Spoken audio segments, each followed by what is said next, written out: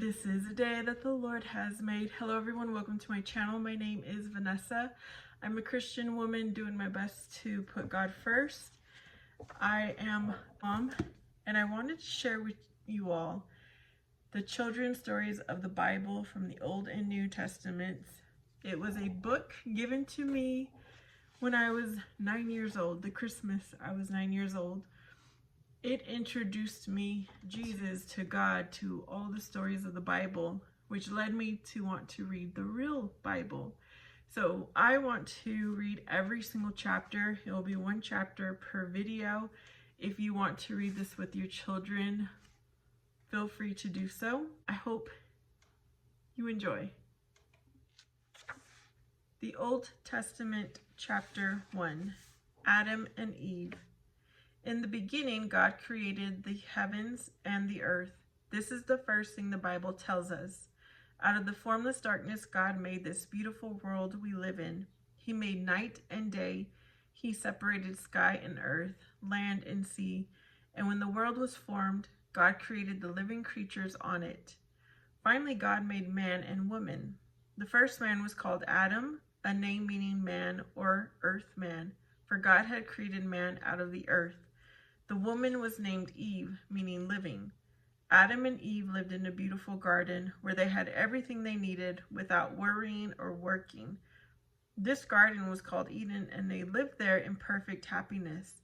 And God talked directly to them, telling them everything they needed to know. This garden was also called paradise. God gave Adam one firm command. There was one tree whose fruit he must not taste. This was a tree of the knowledge of good and evil. Now Adam and Eve had never known anything bad, so they could not understand the difference between good things and evil things. God knew that if Adam and Eve learned that things could be bad, they and all men and women after them would be subject to fears, anger, hatred, and sadness. Perfect happiness such as theirs would never again be known on earth. One day, when Eve was admiring the beautiful fruit on the forbidden tree, she met a serpent, a creature we call a snake.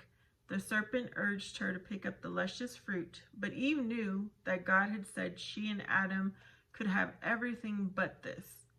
The serpent, however, persuaded her that the fruit would make them as wise as God himself.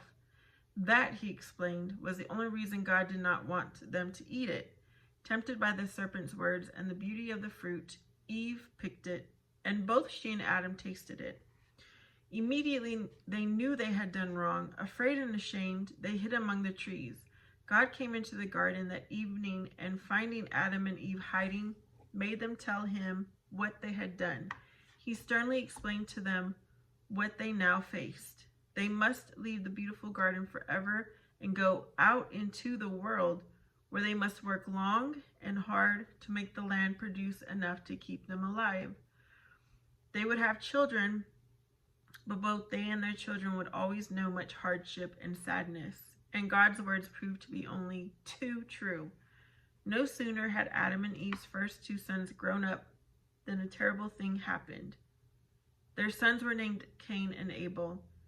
Cain the elder was a farmer, and Abel was a shepherd. Adam and Eve had not forgotten God, but since they could no longer talk with him, each of the family offered gifts to God of the things they produced, to show that they knew they were still his children. One day Cain and Abel fell into a bitter and violent quarrel about which of their offerings was not pleasing to God.